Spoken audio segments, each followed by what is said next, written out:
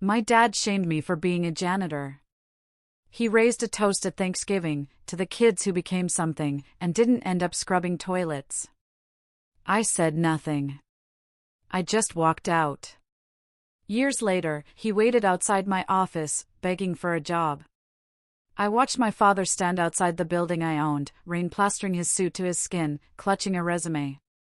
But the real story began long before that moment, with a public humiliation that cut deeper than any knife, and a betrayal that nearly cost me everything.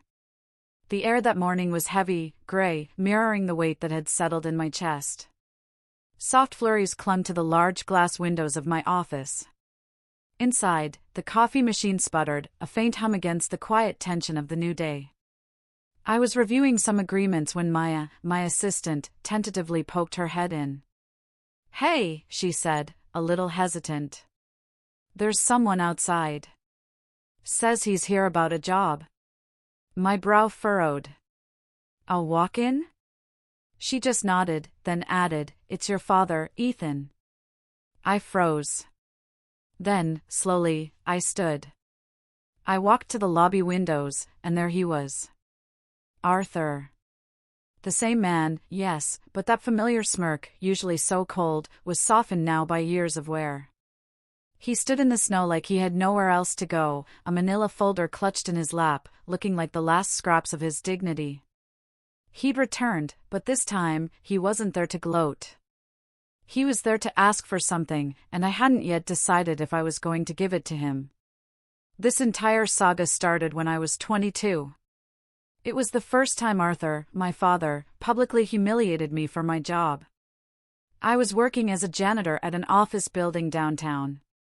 Not exactly the dream job, no, but it was honest work. I took a lot of pride in it, actually. I loved the quiet of the early mornings, the predictability of the routines, and that simple satisfaction of leaving things cleaner than I found them. I wasn't lazy. I wasn't lost.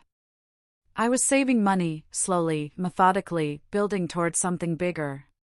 Something no one in my family ever bothered to ask about. But for my father, that job was the punchline to every joke, the undeniable mark of failure. My older brother, Daniel, was already at some big financial firm back then, wearing suits, flashing his company credit card like a badge of honor. My sister, Chloe, had married into money, spending her days curating a picture-perfect life online. They were the golden children, shiny, spotless, exactly the kind of people my dad loved to toast in front of company. That Thanksgiving, though, that was the first time I truly felt how invisible I was to my own family. It was the usual chaotic, extended gathering at my parents' place in suburban Atlanta. Turkey roasting, kids screaming, wine flowing, and adults laughing just a little too loud. I'd shown up with a homemade pie and a six-pack, just like I always did. And, as usual, no one really acknowledged me beyond a distracted, "Hey, Ethan." Dinner was loud, pure chaos, just like every year, with my dad holding court at the head of the table like he was some kind of emperor. He always loved having an audience. And, of course, he loved his little speeches. Every holiday, he'd raise his glass and toast to something, family, health, the good old days. But this time, he went off script. To the kids who made something of themselves, he'd said, grinning right at Daniel and Chloe. To hard work that actually leads somewhere, and to never ending up cleaning toilets for a living. I remember the pause after he said it. The way everyone chuckled nervously, their eyes darting to me, then quickly looking away. Daniel smirked and clinked his glass with Arthur's. Chloe pretended not to hear, but her husband let out a snort and muttered something under his breath. I didn't say anything. I didn't even finish my food. I just stood up quietly, left the pie on the counter, and walked out the front door. Nobody followed me. Nobody called. Not that night. Not the next day. That moment stuck with me like a shard of glass buried too deep to pull out. It wasn't just what he said. It was the way he said it. Like I was a disappointment he had to laugh off to make himself feel better. Like my life, my choices, my path were just garbage to be swept under the rug. But what they didn't know, what they never bothered to ask, was that the janitor job was never supposed to be the whole story. I'd been working nights, taking online business courses. I was learning everything I could about commercial real estate, maintenance, building codes, contracts, zoning laws. Every paycheck I earned from scrubbing toilets and mopping floors went into a savings account that I treated like sacred ground. I had a goal, a timeline, a vision. I wasn't going to be a janitor forever. I just didn't feel the need to broadcast it. Over the years, I showed up to fewer and fewer family gatherings. The invites started feeling more like formalities anyway, mass texts with no warmth behind them. And I didn't mind. I was busy building something real. I bought my first small office building at 26. It was a rundown property near the industrial edge of town. Leaky pipes, outdated wiring, the whole 9 yards. But I fixed it. I managed to clean it up myself. I put in new systems, got it up to code, brought in tenants, and within a year, I was already seeing a return. It wasn't glamorous, but it was mine. By the time I was 30, I owned 3 buildings and had just started my own property management company. I had a team, contractors I trusted, a lawyer on retainer, and a portfolio that was growing faster than I'd ever imagined. I still dressed simply. I didn't post about it. I wasn't trying to prove anything. But I never forgot that Thanksgiving toast. Not once. I didn't stop speaking to my family altogether after that Thanksgiving, but something in me shifted. I became quieter, more guarded. Phone calls felt more like obligations than conversations. I kept them short, polite, distant. My siblings didn't notice. My dad certainly didn't. And my mom, Eleanor, well, she never challenged him on anything. She had perfected the art of looking away. Over the next couple of years, the pattern only hardened. Every family gathering followed the same script. Daniel would talk about his latest promotion or his new client bonuses, and Arthur would nod with pride, throwing out lines like, "That's how you build a future." Or, "Now that's a man with direction." Chloe would flash photos of her kids in private school uniforms, her husband chiming in with stories about ski trips and backyard renovations. They'd all talk over each other like they were auditioning for the spotlight. And me, I'd just sit there sipping water, answering direct questions with as few words as possible, waiting for an excuse to leave. The real breaking point didn't come all at once. It started with little things, tiny cutting remarks Dad couldn't help but throw my way. "Still mopping floors, Ethan? You know, if you'd followed Daniel's lead, you'd have a corner office by now." Or, "Don't worry, we all bloom in our own way. Some just take longer." He never asked what I was doing with my time. Never asked how my buildings were doing, or how my tenants were, or how I'd gone from 1 property to 3. And I never told him. It wasn't out of pride. It was out of exhaustion. Why share with people who only hear what they want to? Eleanor would try to smooth things over with tight smiles and weak chuckles, offering me extra pie or asking if I needed leftovers, as if that somehow made up for being treated like the family footnote. I might have let it all slide forever. Honestly, I'd been conditioned since I was a teenager to just take the jabs, nod, and swallow my anger. But then came Chloe's birthday dinner. She was turning 35, and her husband rented out a private dining room at one of those restaurants with more adjectives than ingredients on the menu. Everyone was dressed to impress. Chloe in a gold wrap dress, Daniel in a navy suit. Even Eleanor and Arthur looked polished, like they were prepping for a photo shoot. I wore a clean button-down and slacks. Nothing flashy, just enough to look respectable. I wasn't interested in pretending. I wasn't there to perform. I had barely sat down when Arthur gave me the once-over and smirked. "Didn't have time to change after work?" he asked, loud enough for the whole table to hear. I smiled tightly. "I don't mop floors anymore, Dad." Daniel laughed into his wine. "What? You got promoted to head custodian?" I ignored it. I didn't want to give them the satisfaction. But Chloe was always sharper than she let on. So, what do you actually do, Ethan? She asked sweetly, cutting her steak with surgical precision. You're always so mysterious. You come and go. Never post anything. Don't show up to half the family stuff. I shrugged. I've been busy. Doing what? Daniel pressed. I mean, it's fine if you're just keeping it simple. Not everyone wants the stress of a real career. And that's when Arthur chimed in again, this time lifting his glass. To Ethan, he said, the smirk returning. The most consistent one in the family, still grounded, still humble, still underemployed. Everyone laughed, even Eleanor, though she looked uncomfortable.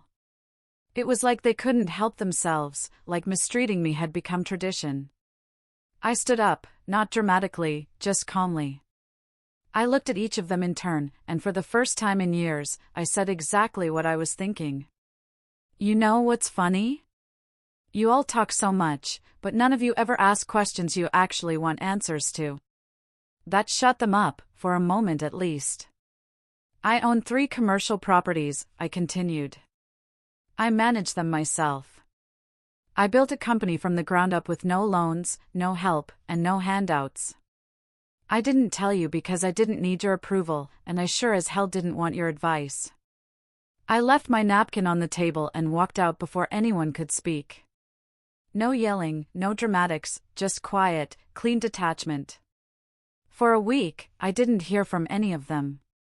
Then I got a text from Eleanor, maybe don't cause scenes at your sister's dinner. It was supposed to be a celebration. That was all she said. No apology, no acknowledgement, just another slap wrapped in fake concern. So, I stopped replying. Stopped showing up. I skipped the next Thanksgiving entirely. Went on a weekend trip to the mountains instead. Snow, silence, peace. It was the first holiday I actually enjoyed in years. But the silence from my family didn't last. 6 months later, Daniel called me out of the blue. Hey, he said, sounding unusually stiff. I was wondering if you could meet for lunch. Somewhere quiet. I was suspicious immediately. Daniel never wanted anything that didn't benefit him. What's going on? I asked. It's about Dad, he said. He didn't want me to say anything, but he got let go. Company restructuring. He's having trouble finding new work. I blinked. That man had been bragging about his job security since I was a kid. So, Daniel went on, he's struggling, man. Eleanor's worried. He's not talking to anyone. Just sits around the house all day. He's applied to places, but no bites. It's been months. I could hear the hesitation in Daniel's voice, the careful way he was building up to something. He saw your name on a building downtown, he finally said. One of your tenants mentioned you in passing. He was surprised. And then he asked me if I thought you were hiring. I said nothing. Look, Daniel continued, I'm not saying you owe him anything, but maybe just talk to him, even if it's not a job. Maybe a reference or something. He's proud, okay? But he's scared, too. I've never seen him like this. I agreed to meet, not because I felt obligated, but because I wanted to look the man in the eye and see if he'd say it. To see if he could swallow even a fraction of his pride. That's how we ended up back at the start of this story, my father sitting outside my office building in the rain, holding a manila folder in his lap like it contained the last scraps of his dignity. But before I tell you what happened when I let him in, what he said, and how I responded, you need to know what came before that. Because right after I walked out of Chloe's birthday dinner, the real betrayal hadn't even happened yet. That came 2 weeks later when I got a call from my property manager about a maintenance issue at my newest building. An issue that didn't make sense. A leaky pipe, a busted lock, a broken HVAC unit, all in 1 week. Things that had just been inspected, things that shouldn't have failed. And then, a call from my bank asking if I'd authorized a series of refund requests and canceled payments from one of my business accounts. I hadn't. Which led me to check the internal admin software we used for building operations. Which led me to see who had logged in remotely. Which led me to one very unexpected email address, an old family email address Arthur used to have when he helped Daniel set up a small investment site years ago. Somehow, someway, he had gotten into my business systems, accessed enough to disrupt the operations. And when I traced the IP, there was no mistake. It came from my parents' house. And that's when the story really changed. I didn't sleep the night I confirmed the incident came from my parents' house. I just sat there in the dark, staring at my laptop. The pale glow of the screen painted the walls with a cold, sterile light. The email address, the IP trace, the system logs, it was all right there. My father had not only disrespected me for years, not only belittled every choice I'd made, but now he'd actively tried to ruin what I built. At first, I didn't want to believe it. I went back and forth with myself. Maybe it was a mistake. Maybe it was Daniel. Maybe the IP was spoofed. Maybe someone else used the network. I was grasping at anything that would let me avoid the truth. But deep down, I knew it made too much sense. The timing, the precision, the way everything had hit at once, like dominoes falling. My father didn't understand much about modern systems, but he wasn't dumb. He was a man who'd once managed an entire department, ran audits, handled accounts. He knew how to mess with logistics. He just never used that knowledge against me before. Until now. I tried to confront it rationally. I took screenshots. I documented the timestamps. I pulled security camera footage from the offices to show who hadn't been there when the maintenance requests were logged or accounts accessed. I built a quiet case, not for a lawsuit, at least not yet, but for myself, to confirm that I wasn't imagining things, that the betrayal was real. But even knowing the facts didn't make it hurt less. I was hollow for weeks. Went through the motions, nodded through meetings, signed papers without reading them twice. My assistant, Maya, noticed first. She kept asking if I was okay, offering to take things off my plate, but I just told her I was tired. She didn't press. She was good like that. Knew how to give space without leaving me alone. The real blow didn't come from the incident itself. It came when I finally drove to my parents' house and walked in unannounced. Eleanor was in the kitchen frosting cupcakes like it was any other Tuesday. She blinked at me, surprised, but smiled. "Ethan, sweetie, you didn't say you were stopping by. Want coffee? Where's Dad?" I asked flatly. Her smile faded. "He's in the garage." "What?" I didn't answer. I just walked past her through the living room, past the old pictures of Daniel's graduation and Chloe's wedding. There were no pictures of me on the walls. When I opened the garage door, he was sitting at the workbench, sorting through a box of old tools, like he was waiting for someone to need him. He looked up, startled, and his face stiffened. "Didn't expect to see you here," he said. I held up the folder I brought with me. Inside were the printouts of the logs, the traces, the screenshots. I handed them to him in silence. He took one look and scoffed. "You came all the way here for this?" he asked. I waited. He set the papers down on the bench like they bored him. "So what if I looked into your little business? Thought maybe if you were serious about growing, you could use some structure. Your systems are a mess, Ethan. You're running it like a janitor." My mouth went dry. "You accessed my accounts. You triggered false work orders. You tried to tank client confidence." He shrugged. "I was testing your setup. You're the one who's always so sensitive." I stared at him, disbelief flooding every cell in my body. "You really think this is your version of help?" I think you've spent too long thinking small, he said. I thought if you saw where the cracks were, you'd wake up and finally let someone with experience help you run things. I laughed. Not because it was funny, but because it was so insane, so self-righteous. That laughter was the only thing between me and screaming. You didn't help. You disrupted. You humiliated me in front of the family, and now you break into my systems and you call it help? I built a career from scratch, Ethan, he snapped. I know how to run an operation. You just lucked into some property and suddenly think you're a mogul. Lucked into? I whispered. He stood up, towering over the bench now, his eyes flashing. You're not special, son. You're just bitter because your brother passed you by. You always have been. I didn't respond. I didn't argue. I just turned around, walked out of the house, got in my car, and drove away. That was the last time I spoke to my father face to face for almost 2 years. I wish I could say I bounced back quickly. That I channeled my rage into fuel and built an empire. But that's not what happened. For the first time since I was 17, I seriously considered quitting, selling the buildings, walking away, finding something quieter, smaller, something that wouldn't make me a target in my own family. Something that wouldn't make me question every choice I'd ever made. But I didn't. Because 2 weeks after that confrontation, one of my longest-tenured tenants, a pediatric clinic, called me personally. The HVAC unit we thought had been wrecked by the incident?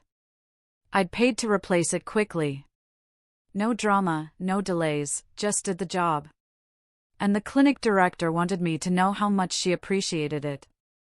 You're one of the best building owners we've worked with, she told me. The last guy ignored everything. You're always present. You care.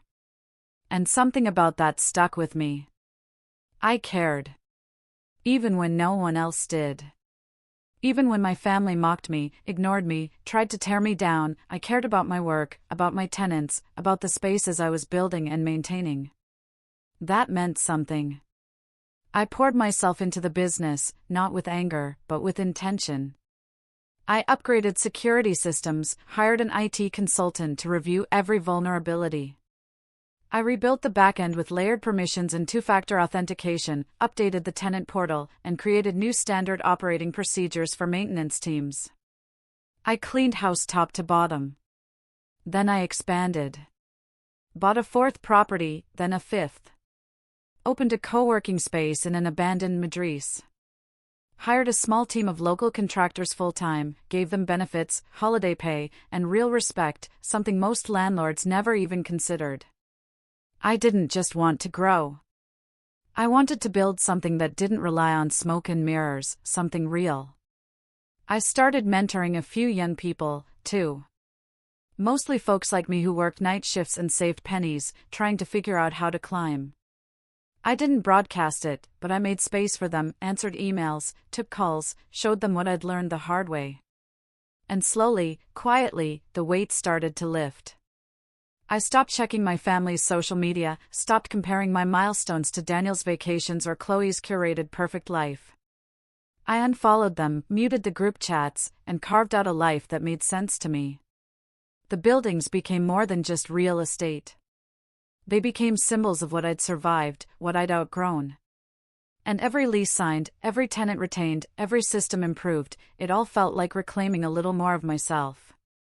But the past has a way of circling back. And 2 winters later, it did. I didn't go out to greet him right away. Instead, I stood there behind the tinted glass, arms crossed, watching Arthur shift his weight from one foot to the other as snow began to collect on his shoulders. He looked smaller somehow, like someone had let the air out of him. Not just older, diminished. The confident, commanding man who used to toast over turkey and belittle me with a smile was now just cold, waiting, hoping. And yet, I felt nothing. No satisfaction, no anger, no urge to gloat. Just a strange, heavy stillness, like the silence before a storm you already know is coming. I turned to Maya. Don't let him in yet. Her eyes widened. Are you sure? Yeah. Let him wait a bit. She gave a slow nod and walked off, her heels clicking softly on the polished floor. I went back to my office, closed the door, sat behind my desk, and let my mind work. I thought about everything that had led to this moment. The years of snide remarks, the public humiliation, the incident he tried to frame as help. And now here he was, jobless, desperate, standing outside the building I owned, looking for a way back into something he had no hand in building. The irony was almost too perfect. But I wasn't interested in petty revenge. Not anymore. I wanted something that would last, a message he couldn't ignore, a lesson he couldn't twist into pride. So I started planning. The first thing I did was pull up the folder I kept labeled contingencies. It was where I stored documentation of the incident. Everything I'd quietly gathered and filed away after our last encounter. Back then, I didn't know if I'd ever need it, but something in me couldn't let it go. And now it felt like a loaded chamber waiting for a trigger. I printed a few choice pages, IP logs, system access, timestamps, not everything, just enough to remind him I hadn't forgotten. Next, I called my lawyer, Ben. He was sharp, discreet, and had been on retainer since the second building. Hey, I said. Hypothetical question for you. Let's say someone with a history of hostility towards you showed up looking for work. Someone who had previously accessed your business systems without permission. Could you legally hire them and also use that contact to secure protections in case they ever tried something again? There was a pause. Hypothetically? Ben asked. Hypothetically, you could, but you'd want an airtight contract. Boundaries, NDA, limited access, monitoring. Might even be worth it to create a role just for that. Nothing essential, but enough to keep them close. I nodded, even though he couldn't see me. Got it. Thanks, Ben. Ethan, he added, his voice low. You sure about this? No, I said. But I'm not planning to offer him a job. I'm planning to offer him a mirror. After the call, I reached out to Maya. Bring him in. She hesitated. Want me to sit in? No. This one's mine. I stood as the door opened and my father stepped inside. He looked around, taking in the office, the dark wood paneling, the subtle modern furniture, the framed certificate on the wall, my LLC's registration. He lingered on in a moment longer than necessary. Then our eyes met. Ethan, he said, his voice scratchy. Thanks for seeing me. I gestured to the chair across from me. Sit. He did. There was a long pause, heavy with everything unspoken. He cleared his throat. I know this is unexpected, but I figured I'd try. Things have been hard lately. I said nothing. I know I haven't always been the most supportive, but I'm looking for something stable now. Thought maybe if you had something. I let the silence stretch until it bordered on cruelty. Then I opened the folder and slid it across the desk. He looked at it, then back at me. I remember this, he said softly. So, you kept it. I nodded. I keep a lot of things. He didn't open it. Just rested his hands on top.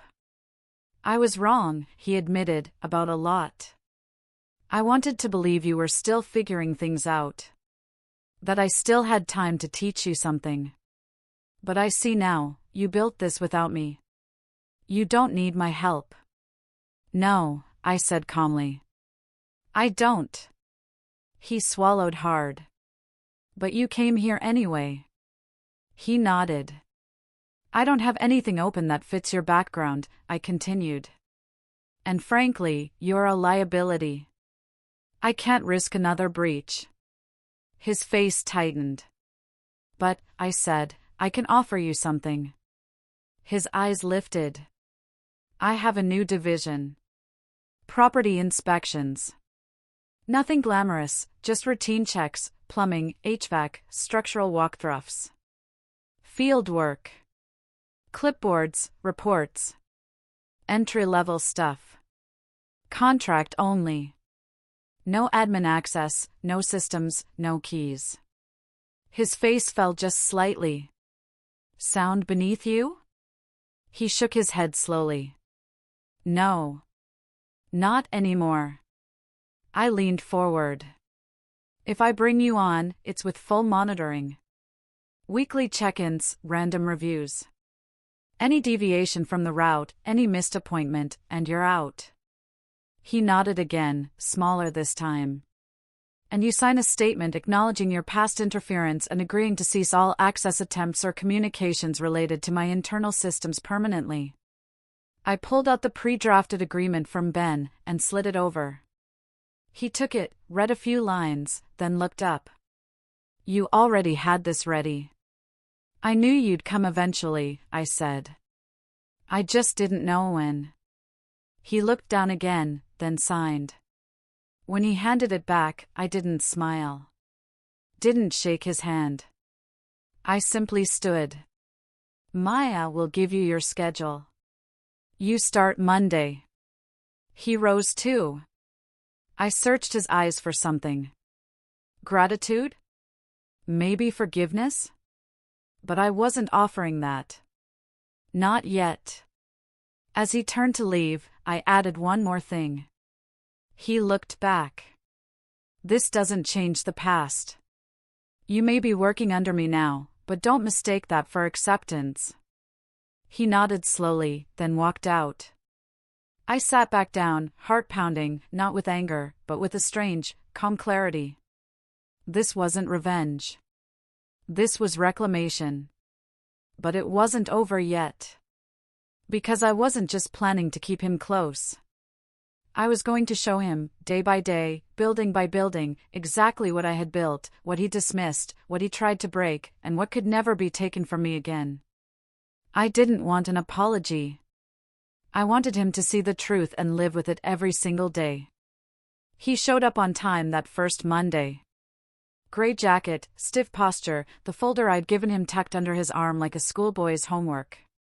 Maya handed him the checklist, explained the system, showed him how to scan QR codes posted in each mechanical room and maintenance corridor to verify he'd completed his inspections. He didn't say much that day. Just nodded, listened, wrote everything down. It was strange seeing him like that. Subdued, compliant, quiet. Not once did he comment on the office layout. Not once did he suggest improvements. The man who once dominated every room with his presence now barely made a sound. But I knew him too well. That silence wasn't humility. It was shame. And the real truth, the real impact, came slowly. Every building he was assigned to, every clipboard he carried, was a reminder that he didn't own the empire. He was a part-time field tech on a probationary contract.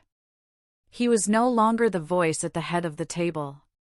He was the man who reported to his son. The man who once made a Thanksgiving toast mocking janitors was now, by every stretch of the imagination, doing work comparable to a janitor, and under strict surveillance at that. The system I put in place didn't leave room for excuses. Every entry point had a camera. Every QR scan recorded a timestamp.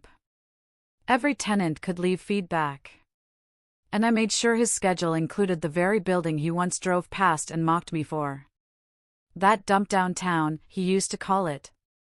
The one I had flipped into a co-working hub, now full of freelancers, startups, and 2 local newsrooms. A building where, once a week, he now had to check the boiler room, wipe dust off the ceiling grates, and log airflow reports. I never humiliated him in public. I never raised my voice. I didn't have to. I let the silence speak. I let routine be the structure. The new normal. But the real fallout, the one that cracked his pride into pieces, came from the rest of the family. Because I didn't just stop at hiring him. I updated my will. I made a donation to the private school Chloe's kids attended, under my company's name. And I offered Daniel's firm a property management contract for one of my satellite buildings on the outskirts of town. When the paperwork came in, he read the owner's name and called me immediately. "Wait, you own this place?" he asked. "Since last quarter," I replied. He paused. "Why? Why offer me the contract?" "Because I believe in giving people opportunities," I said, with a calm he couldn't argue with. "You're trying to make a point." "No," I said. "You made the point for me years ago. I'm just letting it echo." He didn't respond after that. But over the next few months, words spread quietly, subtly. The family group chats got quieter. The holidays became more awkward. Nobody toasted anything anymore. And at the next Thanksgiving, for the first time in over a decade, I hosted dinner. Not because I missed the noise or the rituals or the empty compliments, but because I wanted to change the story. The table was long, set with dark green napkins and gold-accented plates. Maya helped organize the caterer.